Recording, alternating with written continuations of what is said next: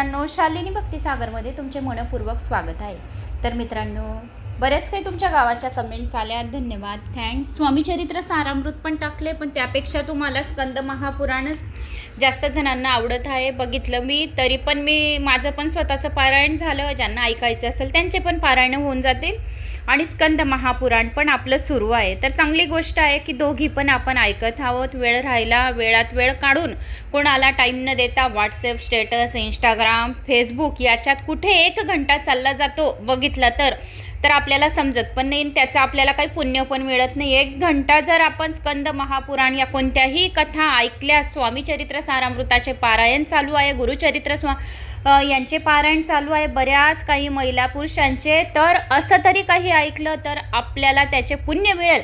म्हणून WhatsApp, Instagram status बघण्यात काही अर्थ नाही आहे। वेळात वेळ काढून पुराणांचं श्रवण केल्याने आपल्याला पुण्यफळाची प्राप्ती होते आणि वाईट कर्मांपासून आपल्याला दूर होऊन चांगली सद्गती मिळते आणि आपल्या घरात चांगली शांती राहते आणि अखंड लक्ष्मी नांदते, असे स्वतः भगवान शिवाने सांगितलं आहे। तर आजच्या हा स्कंद महापुराणात लोमेशकडून पूर्वजन्माचे चरित्राचे वर्णन आणि शिवपूजेचा महिमा आपण ऐकणार आहोत। त्या अगोदर जर कोणी चॅनलला नवीन असेल तर लाल बटनवर सबस्क्राईब करून घ्या, ऑलवर क्लिक करा आणि जास्तीत जास्त जणांना शेअर करा। कुठून कोणत्या गावात तुम्ही माझा हा व्हिडिओ ऐकत आहोत, आपल्या गावाची कमेंट्स करायला विसरू नका। श्री गणेशाय नमो नमः। वक्रतुंड महाकाय सूर्यकोटी समप्रभ निर्विघ्नं कुरु मे देव सर्व कार्य शु सर्वदा। तर आता लोमेशकडून पूर्वजन्माचे चरित्र काय आहे आणि त्यांचे वर्णन, शिवपूजेचे महिमांचे वर्णन, अखंडपणे नारायणाचा जय जयकार करणारे देवर्षी नारद मुनी श्रीकृष्ण प्रिय अर्जुनास सांगू लागले, फार वर्षापूर्वी या पृथ्वी लोकी यशवंत, कीर्तिवंत, वरदवंत, जाणता राजा होऊन गेला। या भूपतीचे इंद्रदुमन्य नाव होते। हा भूपती महापुण्यवान होता। हा भूपतीच्या पुण्याची गणती करणे अशक्य प्राय होते। अक्षय पुण्यामुळे इंद्रदुमन्य राजा बनला। संदेह वैकुंठ लोकी गेला, तसेच पुढे तो ब्रह्मलोकी सुद्धा गेला। देवदेवतांना दुर्लभ अशा अनेक सुखांचा त्याने उपभोग घेतला। अनेक कल्प झाल्यानंतर ब्रह्मदेव देवेंद्रास म्हणाले, हे राजन, आता तू पृथ्वीलोकी जा। ब्रह्मदेवाची आज्ञा शिरोधार्य मानून इंद्रदुमन्य पृथ्वीलोकी गेला आणि मग स्वर्ग सुख सोडून पुन्हा मृत्यू लोकात यावे लागले। त्यामुळे तो खूप दुःखी झाला। इंद्रदुमन्य कठोर तपस्या करण्याचे ठरवले। भ्रमती करत असताना त्याला लोमेश मुनींचे दर्शन झाले। लोमेश मुनी शांत चित्ताने तप करीत होते। राजा त्याच्या समोर जाऊन नम्रतेने हात जोडून उभा राहिला। थोड्या वेळानंतर लोमेश मुनींनी आपले नेत्रकमल उघडले। राजाचे त्यांनी यथोचित स्वागत केले। राजन म्हणाला, आपणास एवढे दीर्घ आयुष्य कशामुळे प्राप्त झाले आहे? आपल्याला तपश्चर्याचे फळ की हे दानाचे फळ आहे? लोमेश मुनी म्हणाले, मनुष्याने जाणावे की जे काही आपणास डोळ्यांनी दिसते ते सर्व नश्वर आहे। आपण जे काही माझे म्हणतो ते सर्व काही दुसऱ्यांचे होणार असते, याची सर्वांनी जाणीव ठेवावी। भगवंताचे प्रेम हे सर्व प्रेमापेक्षा श्रेष्ठतम आहे। भगवंताचे प्रेम प्राप्त करून घेणे यातच मनुष्य देहाचे सार्थक आहे। मनुष्य अनेक गोष्टी विसरू शकतो, पण मृत्यूस मात्र तो विसरू शकत नाही। मृत्यू अटल सत्य आहे, तर मृत्यूला का घाबरावं? आपण जर कर्म चांगले केले आहेत तर आपल्याला चांगली सद्गती मिळेल। आपल्याला नरक यातना भोगाव्या लागणार आणि ज्यांनी पुराणांचं श्रवण केलं असेल, 18 पुराणांमधून एक पुराण पण श्रवण केलं असेल, त्यांना नरक यातना होणार नाही, यमदूत हात लावणार नाही। त्याला जर गणेश पुराण ऐकलं असेल, गणेशाचे दूत येतील। शिवपुराण ऐकलं असेल तर शिवलोकामधून शिवाचे दूत येतील। विष्णू पुराण श्रवण केलं असेल, 18 पुराणांमधून वराह पुराण, गरुड पुराण, कोणतेही पुराण तुम्ही श्रवण केले असेल तर विष्णू लोकातून आपल्याला विष्णुदूतच घ्यायला येतील।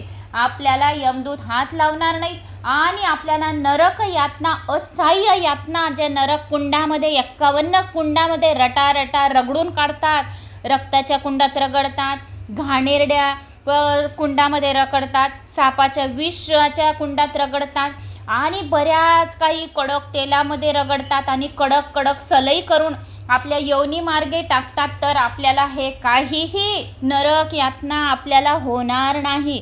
ज्यांनी 2 शब्द बसून श्रवण आणि विश्वासाने पुराणांचं श्रवण केलं असेल त्याला यमदूत हात लावणार नाही. म्हणून घाबरायचं कारण नाही, बल्कि आपल्याला जन्म चांगला मिळेल, चांगल्या राजाच्या घरी राजघराण्यात जन्म मिळेल.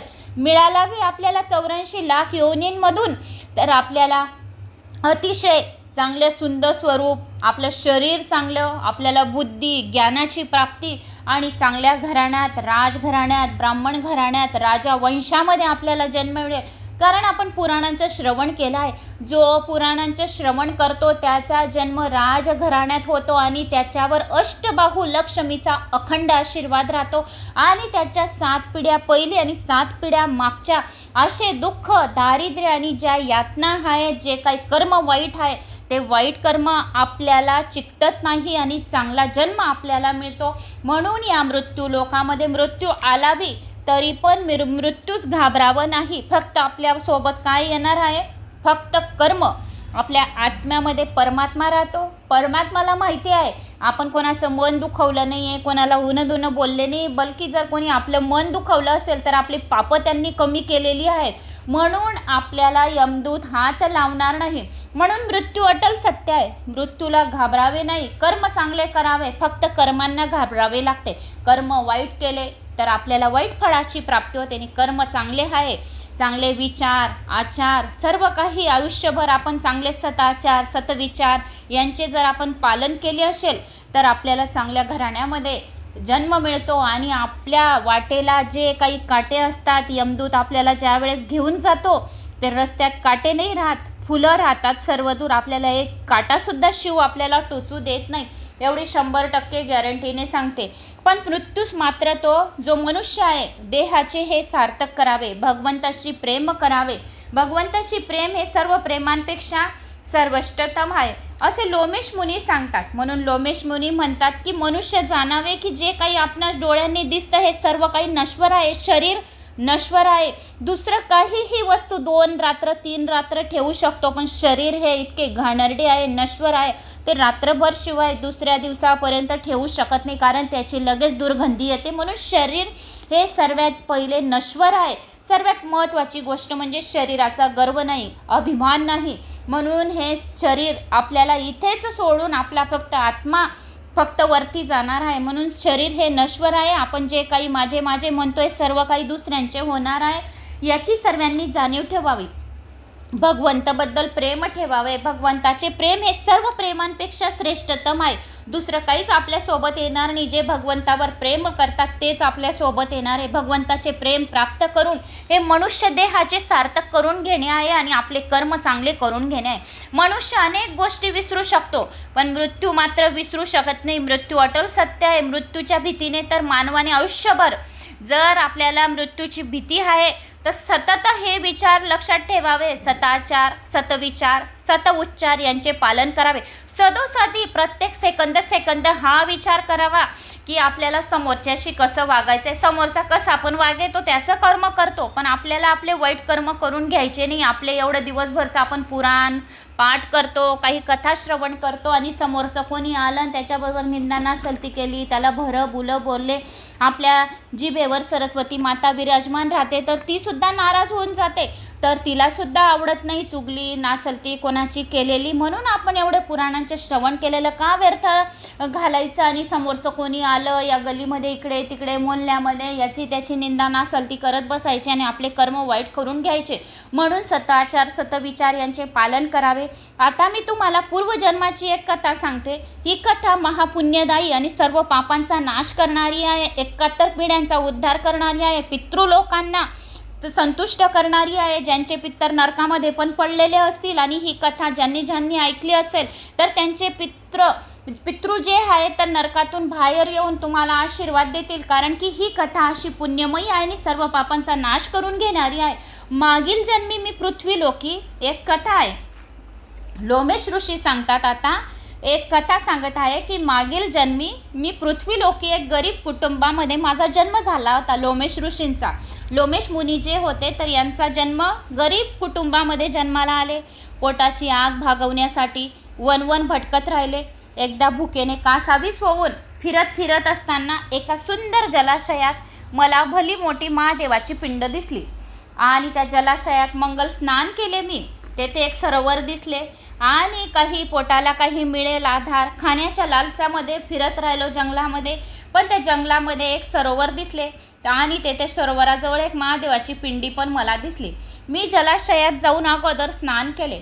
मी महादेवाच्या पिंडीची मग नंतर स्नान केल्यानंतर यथायोग्य पूजा केली. महादेवाची पूजा झाल्यानंतर मी पुढे निघालो.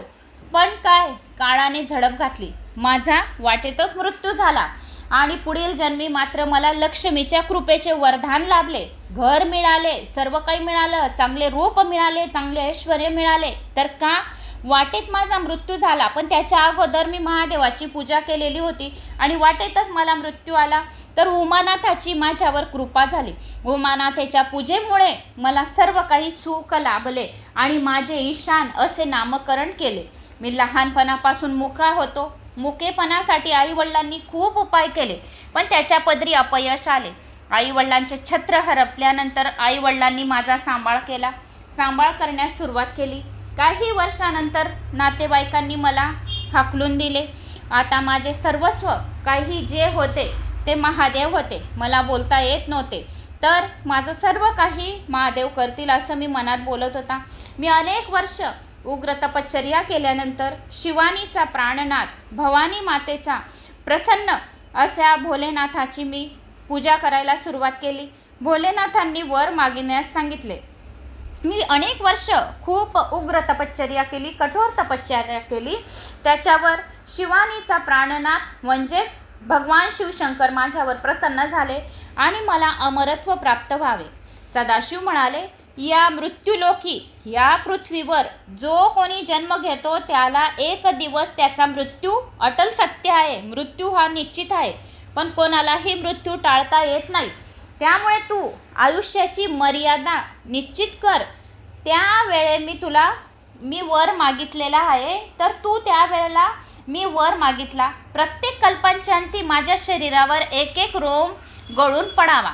ज्यावेळी सर्व रोम माझे नष्ट होतील, माझा मनुष्यदेह नष्ट होईल. भोलेनाथाच्या कृपा आशीर्वादाने झाल्यावर मी पुन्हा उग्र तपश्चर्या घडून गेलो आहे.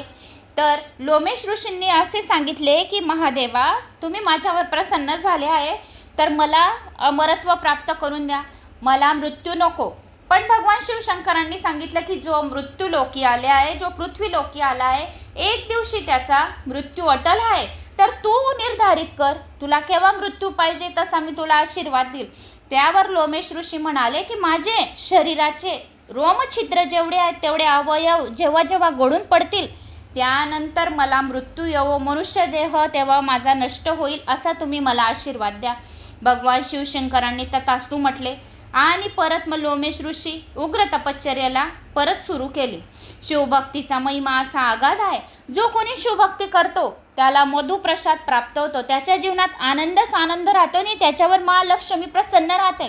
जो खूप दारिद्र्य आहे, ज्याच्यावर काही खूप कर्ज आहे, ज्याच्या काही कामात यशच येत नाही आहे, त्यांनी दिवसभरातून ओम नमः शिवाय, शिवाय नमः, उठता बसता, कपडे धुता, भांडी घासता, भाज्या खुडता, स्वयंपाक करता, जेव्हा वेळ भेटेल तेव्हा ओम नमः शिवाय या मंत्राचा जप करा. या जपाला वेळे काळेचं कुठलंही बंधन नाही आहे. ओम नमः शिवाय हा मंत्र सर्व मंत्र राजांमध्ये मंत्रराज आहे.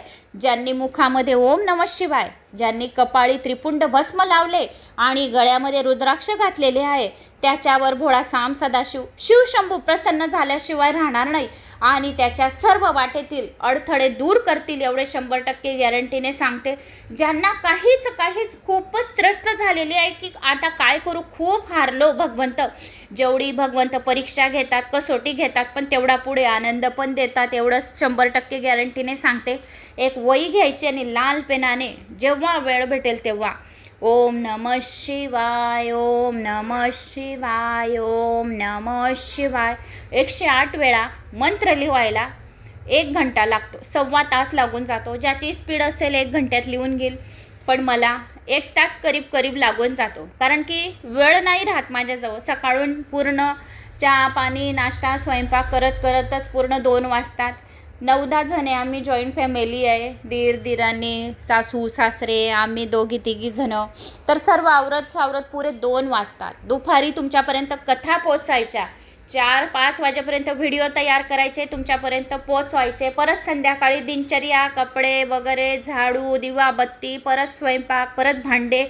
बाईला सर्व काही बिलकुल राहतं. चूल आणि मूल हे स्त्रीला सांभाळावंच लागतं. तसं माझं पण पूर्ण दिवसभराचं आणि रात्रीपर्यंतचं शेड्यूल 9:30-10 वाजेपर्यंत किती पण पटोपट कामे आटपली तरी बी 9:30 वाजतात. 10 वाजता जर आपल्याला थोडा वेळ भेटला तर 10 ते 11 वाजेपर्यंत ओम नमः शिवाय हा मंत्र लिहायचा आणि मग झोपायचं. या व्हिडिओज परत पुराणांचेच व्हिडिओ तुमच्यापर्यंत पोहोचवण्याची काळपात चालू असते. तर करीब 1 घंटा पूर्ण लागतो ओम नमः शिवाय या मंत्राचा जप करायचा. सर्व काही चांगलं आहे, पण तरी पण आपण लिहायचं, कारण सर्व संकटांचे आपल्यापर्यंत भगवंत संकट येऊ देत नाही. आपल्याला माहीत पण पडत नाही की संकट काय आहेत. कारण का ओम नमः शिवाय हा मंत्र आपण मुखाने बोलत आहोत आणि खाली पेनाने लिहत आहोत.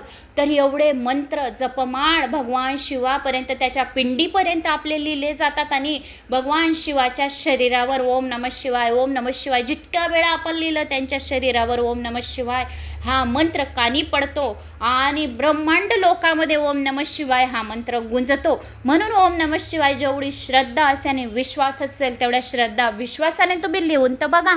1 वर्ष, 2 वर्ष, 3 वर्ष, आज जीवन लिहून बघा. जेवढा वेळ भेटेल 15 नावं लिहा, 20 नावं लिहा, 51 नावं लिहा. जरुरी नाही 108च वेळा लिहायला पाहिजे. मला पण असं केव्हा वेळ नाही भेटत, तर मी 10 मिनटं वेळ आहे, चल 7 नावं तर लिहिले जातील, 8 नावं तर लिहिले जातील, असे करत करत केव्हा 108 नावं 3 दिवसात पण लिहिते. म्हणून ओम नमः शिवाय या मंत्राचा जप तप केलेले कधीही वाया जात नाही आणि त्रिवेणी संगमाचे स्नान केल्याचे आपल्याला पुण्यफळाची प्राप्ती होते. गंगा, यमुना, सरस्वती या त्रिवेणी संगमामध्ये आपण स्नान केले, ओम नमः शिवाय जो मंत्र लिहितो, जपतो, श्रवण करतो, कोणाला सांगतो, शेअर करतो, तर त्रिवेणी संगमामध्ये आपल्याला स्नान केल्याची पुण्यफळाची प्राप्ती होते. रुद्राक्षांच्या माळेवर जो कोणी रुद्राक्षाच्या माळेवर 108 वेळा ओम नमः शिवाय हा मंत्र जपतो, त्याच्यावर भगवान शिवाचा अष्टबाहूचा पूर्ण आशीर्वाद प्राप्त होतो. असा हा शिवभक्तीचा महिमा अगाध आहे. जो कोणी शिवभक्ती करतो त्याला मधुप्रसाद प्राप्त होतो, त्याच्या जीवनात आनंदच आनंद निर्माण होतो. शिवशक्तीमुळे अनेकांनी आपल्या आयुष्याचा उद्धार करून घेतला आहे, पुढेही निर्माण होतील. शिवभक्तीने मानवास यश, लक्ष्मी, औधर्य, ज्ञान, वैराग्य, ऐश्वर्याची प्राप्ती होते. शिवभक्तीमुळे मनुष्य जन्ममृत्यूच्या दुष्टचक्रामध्ये अडकत नाही आणि शिवलोकाची प्राप्ती होते. त्याचे सर्व भाव कल्याण होते. शिवभक्तास या त्रैलोक्यामध्ये अवघड असे काहीच नाही. तर असे हे शिवभक्तीचा महिमा यांनी लोमेश ऋषीकडून पूर्वजन्मांचं चरित्राचं वर्णन आपण या अध्यायामधून, या स्कंद महापुराणामधून ऐकलं.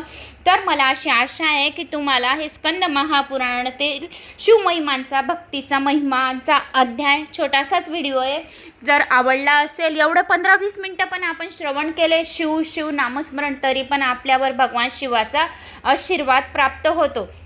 तर लाईक, शेअर, सबस्क्राईब नक्की करा. तर स्कंद महापुराणातील 12 ज्योतिर्लिंगांचं नामस्मरण करूया.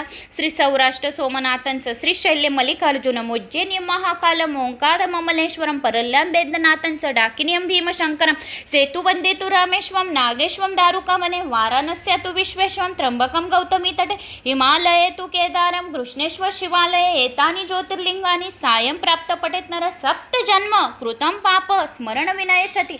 नमः पार्वती पते हर हर महादेव शंभू. श्री सांब सदाशिवाय नमः, श्री सांब सदाशिवाय नमः, श्री सांब सदाशिवाय नमः. तर असे या स्कंद महापुराणात सांगितले की जो कोणी श्री सांब सदाशिवाय नमः शिव मंदिरात जाऊन 108 वेळा जप करेल, त्याच्यावर भगवान शिवाच्या सोबत भवानीचा पण आशीर्वाद प्राप्त होईल. कण्हेरचं फूल, आकड्याचे फूल, जो कोणी 21 दिवसपर्यंत शिवलिंगावर ओम श्री महालक्ष्मीयै नमः, महालक्ष्मीयै नमः असे करून 21 दिवसपर्यंत दररोज जो शिवलिंगावर अर्पण करतो त्याच्यावर महालक्ष्मीचा आशीर्वाद प्राप्त होतो आणि सर्व कर्ज जे काही आहे ते दूर होते, असे स्कंद महापुराणात सांगितले आहे. तर लोमेश मुनी कोण आहे? ज्यांनी गणेश पुराण ऐकलं असेल तर लोमेश मुनी हे मुके होते. तर लोमेश मुनींना गणेश पुराण ऐकवलं गेलं होतं, तर त्यांचा मुकापणा नाहीसा झाला आणि ते चांगले वक्ता बनलेले आहे. जो मुके मनुष्य आहे, जे स्कंद पुराण या कुठल्याही पुराण या गणेश पुराणांचं श्रवण करून घेतो, तर त्याचे जो मुका आहे तो बोलायला लागतो, जो पांगळा आहे तो चालायला लागतो आणि जो बहिरा आहे तो ऐकायला लागतो, अशा या पुराणांचे श्रवण केल्याने सांगितले गेलेले आहे. तर कम से कम जो कोणी याला ऐकायला येत नाही, मोबाईल तरी ठेवून द्यायचा. ज्याला ऐकायला येत नाही, हळूहळू बरोबर ऐकायला येईल एवढं 100% गॅरंटीने सांगते. तर अशा स्कंद महापुराणातील अध्याय होते. तर मी ते तुम्हाला सांगितले. आवडल्यास लाईक, शेअर, सबस्क्राईब नक्की करा. जय श्री महाकाल. कमेंट्स बॉक्समध्ये आपल्या गावाचं कमेंट्स करायला विसरू नका.